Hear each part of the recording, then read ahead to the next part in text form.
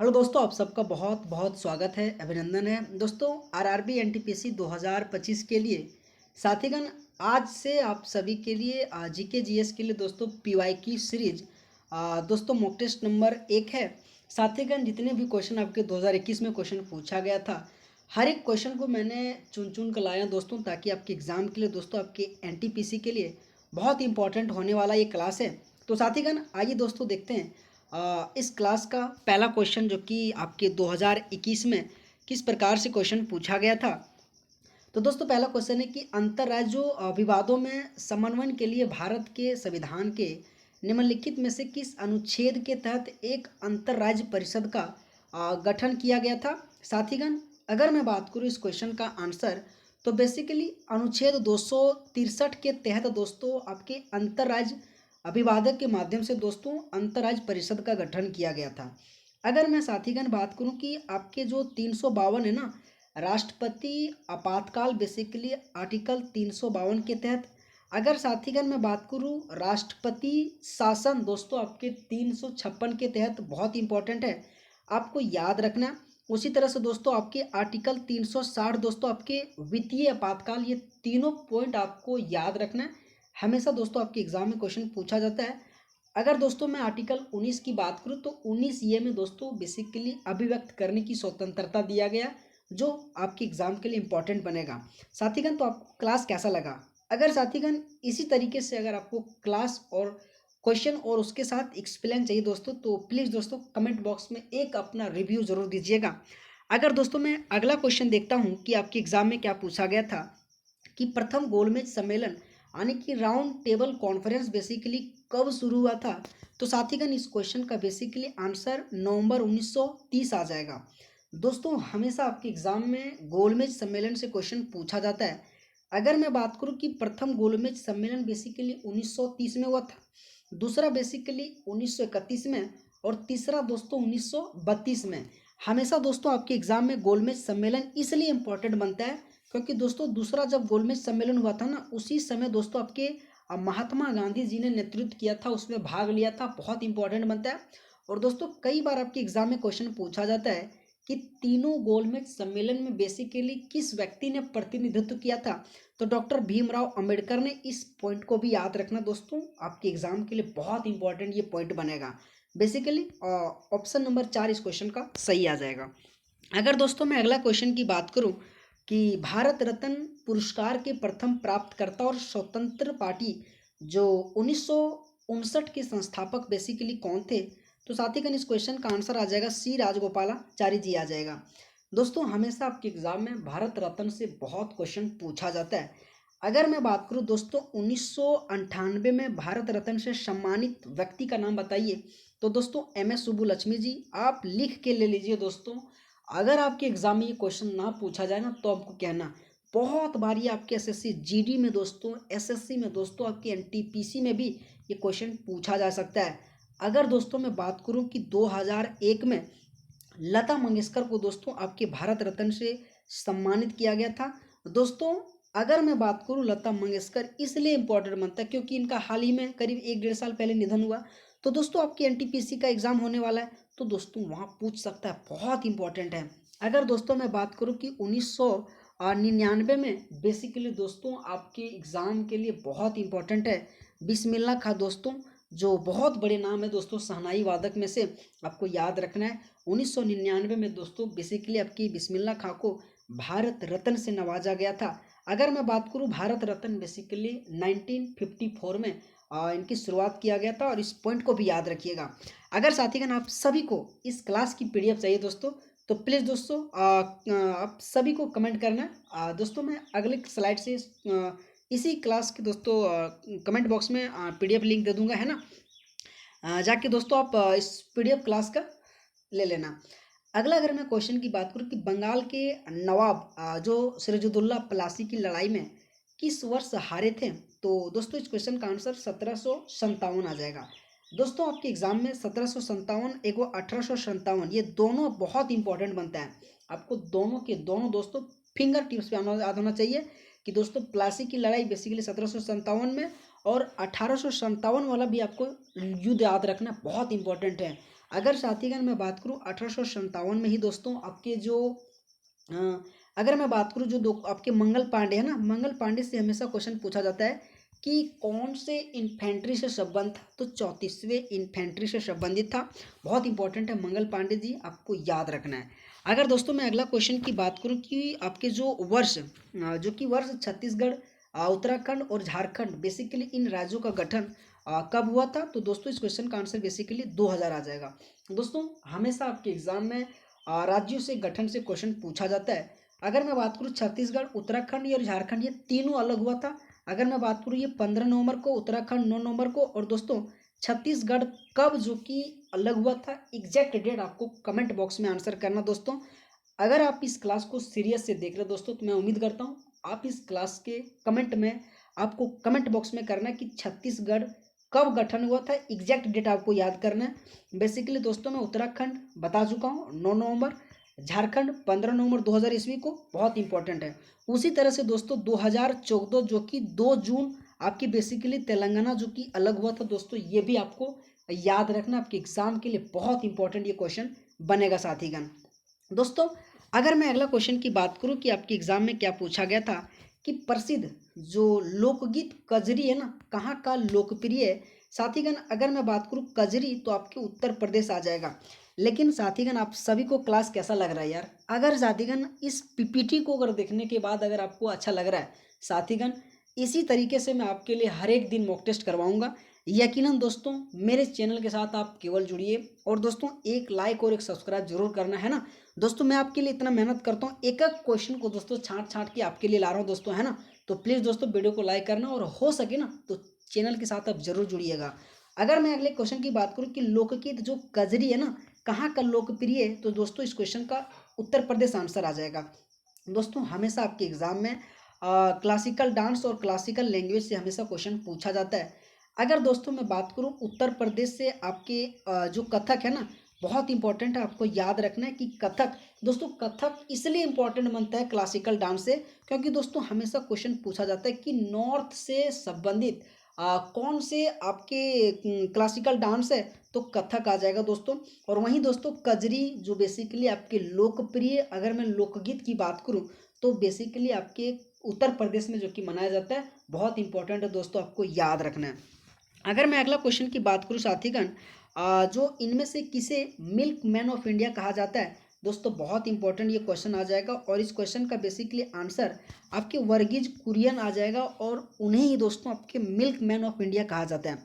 दोस्तों बेसिकली अगर मैं बात करूं हरित क्रांति, और साथ ही दोस्तों आपके एग्जाम में जितने भी क्वेश्चन इनसे पूछा जाए, अगर मैं बात करूं कि हरित क्रांति दोस्तों आपके एग्जाम में अभी जो एसएससी जीडी का एग्जाम वो बहुत क्वेश्चन पूछ रहा है, जो कि दोस्तों अगर मैं बात करूं विश्व का, तो नॉर्मन बोरलॉग आ जाएगा। लेकिन दोस्तों अगर मैं भारत की बात करूं, तो बेसिकली आपके एमएस स्वामीनाथन जी आ जाएगा। ये दोनों पॉइंट याद रखिएगा, हमेशा इंपॉर्टेंट पूछा जाता है। अगर दोस्तों मैं बात करूं कि हरित क्रांति बेसिकली कौन से फसल को बढ़ावा के लिए लाया था, तो दोस्तों गेहूं के लिए लाया था, इस पॉइंट को भी याद रखिएगा दोस्तों। अगर मैं बात करूं दोस्तों milkman of India basically Verghese Kurien को कहा जाता है। लेकिन दोस्तों आपके एग्जाम में एक क्वेश्चन पूछा गया था कि 1980 में अंडा क्रांति के लिए दोस्तों आपके कौन जाना जाता है, तो इंदिरा गांधी। लेकिन दोस्तों इंदिरा गांधी नहीं दोस्तों, आपके डाक टिकट बेसिकली कब जारी किया था, तो 1980 में दोस्तों, इस पॉइंट को भी याद रखिएगा, आपके एग्जाम में ये क्वेश्चन पूछा गया था दोस्तों। अगर मैं अगला क्वेश्चन की बात करूं कि आपके एग्जाम में क्या क्वेश्चन पूछा गया था कि इनमें से कौन सा राज्य बेसिकली बॉक्साइट का सबसे बड़ा उत्पादक है, तो साथीगण अगर मैं बात करूं बॉक्साइट का, तो ओडिशा इस क्वेश्चन का आंसर आ जाएगा दोस्तों। आपके एग्जाम में हर एक राज्य का जितने भी चाहे जो जो प्रोडक्ट सबसे ज़्यादा सेल होता है, उनसे आपके एग्जाम में क्वेश्चन पूछा जाता है। अगर मैं बात करूं दोस्तों कोयला, कोयला बेसिकली दोस्तों झारखंड के झरिए से सबसे ज़्यादा, जो बहुत इंपॉर्टेंट आपके धनबाद से क्वेश्चन पूछा जाता है। वहीं दोस्तों अगर मैं बात करूं अभ्रक, अभ्रक का भी बहुत बड़ा जो कि झारखंड में दोस्तों कोडरमा, ये दोनों पॉइंट दोस्तों आपके रेलवे में क्वेश्चन पूछा जाता है। तो आपको याद रखना है कि अभ्रक बेसिकली झारखंड के कोडरमा में, बहुत इंपॉर्टेंट है, आपको याद रखना है। और दोस्तों कोयला की अगर मैं बात करूं साथीगण, तो झारखंड के धनबाद झरिया, ये दोनों पॉइंट आपको याद रखना है साथीगण। अगर मैं बात करूं सोया प्रदेश भी बहुत इंपॉर्टेंट है, जो बेसिकली आपके मध्य प्रदेश में जाना जाता है। तो कहीं ना कहीं दोस्तों हमेशा आपके एग्जाम में क्वेश्चन पूछा जाता है। और इस क्वेश्चन का बेसिकली बॉक्साइट का सबसे बड़ा उत्पादक की अगर मैं बात करूँ तो क्वेश्चन का आंसर ओडिशा आ जाएगा। अगर दोस्तों मैं अगला क्वेश्चन की बात करूं कि आपके एग्जाम में क्या क्वेश्चन पूछा गया था कि निम्नलिखित में से किसने पाकिस्तान के गठन की मांग की थी। दोस्तों अगर मैं बात करूं कि पाकिस्तान की गठन की मांग का बेसिकली विरोध किसने किया था, तो दोस्तों इस क्वेश्चन का बेसिकली आंसर आपका आ जाएगा खान अब्दुल गफ्फार खां आ जाएगा। दोस्तों ठीक है, दोस्तों आपको कमेंट बॉक्स में आंसर करना है कि लाल कुर्ती के नाम से किसे जाना जाता है। इस क्वेश्चन का आंसर आपको कमेंट बॉक्स में करना है। हर एक क्लास में दोस्तों मैं 2 क्वेश्चन आपको कमेंट बॉक्स में हमेशा कहता हूं दोस्तों, आप एटलीस्ट दोस्तों कमेंट बॉक्स में एक आंसर जरूर करना है ना। और पाकिस्तान के गठन की मांग का बेसिकली किसने विरोध किया था, तो खान अब्दुल गफ्फार खान जी के द्वारा किया गया था। इस पॉइंट को आपको याद रखना, आपके एनटीपीसी 2021 में दोस्तों ये क्वेश्चन पूछा गया था। हर एक क्वेश्चन दोस्तों आपके एनटीपीसी 2021 का पूछा गया क्वेश्चन है ना। अगर दोस्तों मैं अगला क्वेश्चन की बात करूं कि भारत के संविधान का कौन सा अनुच्छेद राज्यपाल की नियुक्ति से संबंधित है। दोस्तों आपके एग्जाम में हमेशा राज्यपाल से क्वेश्चन पूछा जाता है। अगर मैं बात करूं राज्यपाल की नियुक्ति बेसिकली 155 के तहत दोस्तों कहा गया है।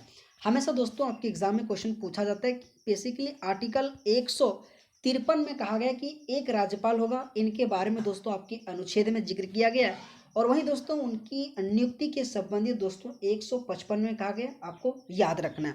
दोस्तों हमेशा आपके एग्जाम में क्वेश्चन राज्यपाल हो गया, राष्ट्रपति हो गया, उनसे संबंधित क्वेश्चन पूछा जाता है।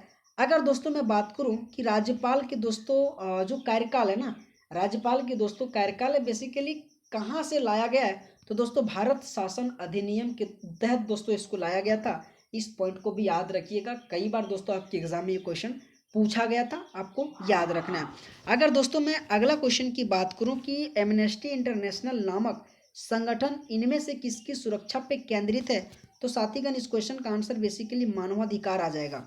हमेशा आपके एग्जाम में मानवाधिकार से क्वेश्चन पूछा जाता है, जो बेसिकली 10 दिसंबर को हमेशा दोस्तों मानवाधिकार आयोग दिवस मनाया जाता है। जो आपको याद रहना चाहिए कि बेसिकली कि मानवाधिकार आयोग दिवस 10 दिसंबर को मनाया जाता है। और दोस्तों मानवाधिकार आयोग पे ही दोस्तों केंद्रित आपकी एमनेस्टी इंटरनेशनल नामक संगठन था, जो आपको याद रखना दोस्तों। इस क्वेश्चन का आंसर बेसिकली ऑप्शन नंबर 2 मानवाधिकार आ जाएगा।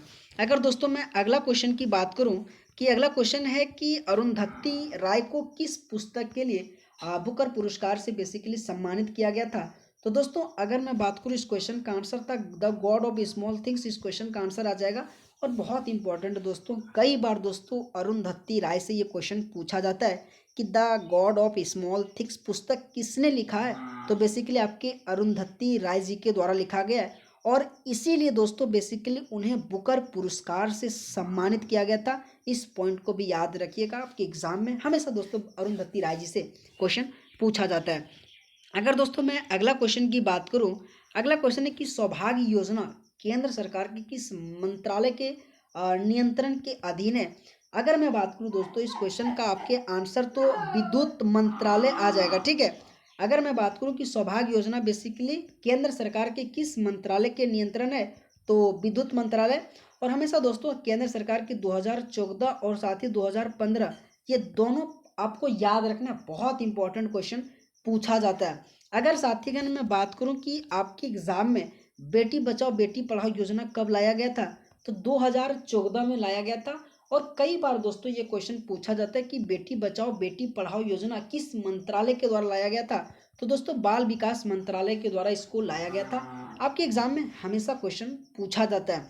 अगर मैं दोस्तों बात करूं कि 2024 में दोस्तों पीएम सूर्यघर योजना जो बहुत इंपॉर्टेंट है, क्योंकि लेटेस्ट 2024 का 2025 में पूछे जाने की अति संभावना है। तो साथीगण आपको याद रखना है कि पीएम सूर्यघर योजना बेसिकली 2014 में, बेटी बचाओ बेटी पढ़ाओ योजना बेसिकली 2014 में लाया गया था। और सौभाग्य योजना बेसिकली केंद्र सरकार के किस मंत्रालय के अधीन था, तो दोस्तों विद्युत मंत्रालय के अधीन था। इस पॉइंट को भी आपको याद रखना है।